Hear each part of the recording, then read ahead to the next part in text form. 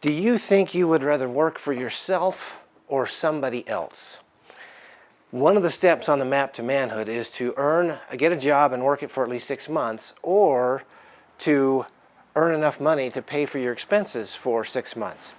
Well, today, if you want to choose that second option, I'm going to take you to a friend of mine who is an entrepreneur, started his own business, a young guy, married, has kids, and he's doing very well, having not gone to college and having done his own business.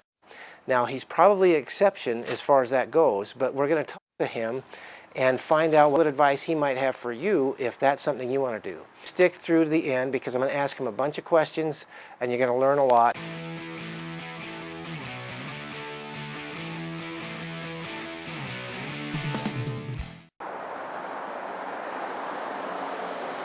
I'm at the gift shop that my friend Wes Haddock and his wife started, and I'm going to go in and ask him a number of questions about what it takes to start a business.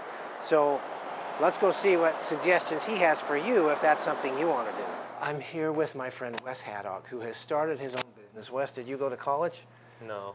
Well, I started, but I didn't finish. You didn't finish. Okay, you self-graduated, as you like to say. In other words, you stopped to go into business for yourself. Yeah. So tell me, why did you want to start working for yourself?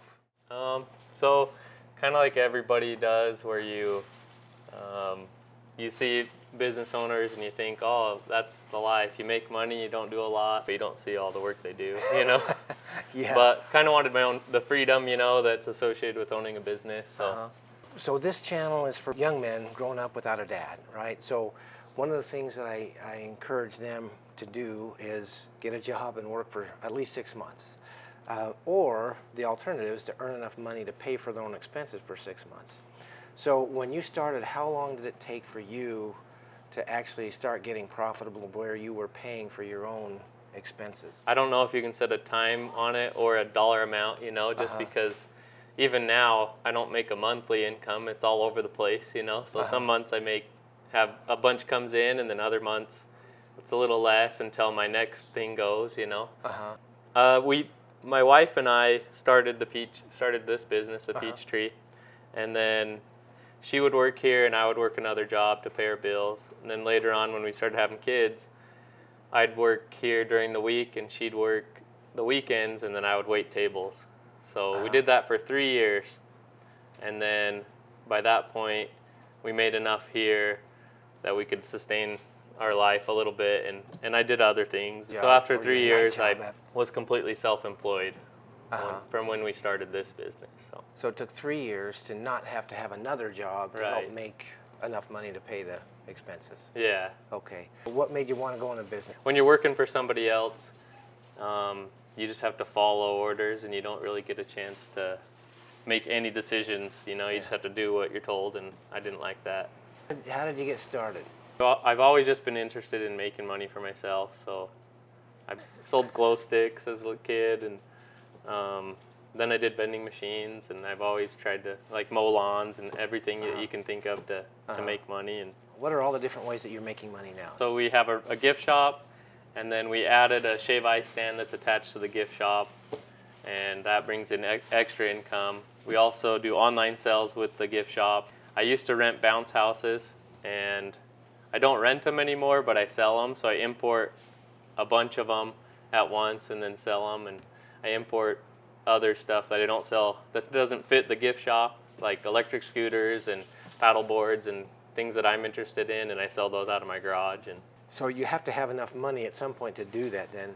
You're doing a lot of stuff so you can get the money to make you more money, right? What suggestions would you have for someone to start a business to get to that level of income? So we started out, we didn't make a lot, so we kept adding products. So we increased our product offering. That's one way to increase your sales. Another one is to increase your sales channels. I not only sell here at my gift shop, but I sell at other consignment shops, and then I sell at gift shows and stuff. So that opens up new customers. And when we started seeing success is when we started selling online. So we opened up to a larger customer base. How does the hours you work compare to someone that works a typical 8 to 5 job? So in the beginning, when you start being self-employed, you work a lot of hours. You're Yeah. probably working double what someone else works, you know. Double. But this is the side you see after someone's been successful, you know. I work 2 5-hour shifts a week. What? And then I meet people to sell stuff all the time. And Yeah. What are the toughest lessons that you've learned as you've been through this entrepreneur's journey? the reality of how much work everything is, and like with the retail shop, you deal with everything, you know, shoplifting. Even we sell online, so there's fraud there where you go and sell something. I never got it, and so they go and make a claim to get their money back. But you just have to tackle one thing at a time and get over it. And have a storefront, you got to have a business license, you have to have a health permit Right. because you're selling food. Yeah, You have to have taxes two. is probably a tough one. No, you know, Tax. just pulling it all together and making everything work out. Why is it you think that most entrepreneurs don't succeed? If you want something to succeed, you have to make it succeed. You can't just, because like we worked 2 years here without making a profit. Yeah. We just reinvested everything because we started the peach tree with like $8,000. Okay. So that's like nothing when you're starting a business, you know. Uh-huh. Like, and we have pictures of when we first opened, and it was like bare, you know. It's like nothing in here, but you just have to keep going, and then eventually and everybody's version of success looks different, you know. But Yeah. What tips do you have for someone that wants to start their own business? save your money, start a side business now too. So just if you already have an idea of what you want to do, start it small scale and start growing that. Once you start, there's so many lessons you learn. Yeah. I think that's the best education. And then learn from others, right? Learn from others, especially on the internet. So like YouTube, Google are all huge resources to find people that are already doing what you want to do. Check out the Haddocks. That's your YouTube channel. Yep, the Haddocks. The Haddocks. Cool. We'll check him out. Wes, thank you. Appreciate it. Now you've got the input from Wes about what it takes to start and grow a business to the point where you're actually paying for your own expenses.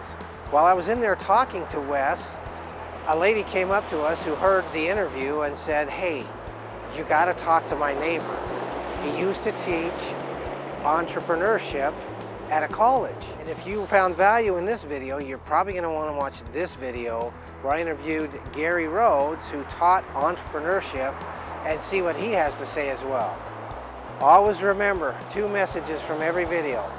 You can succeed even though your dad may not be in your daily life. And you've got a dad that loves you because this dad loves you.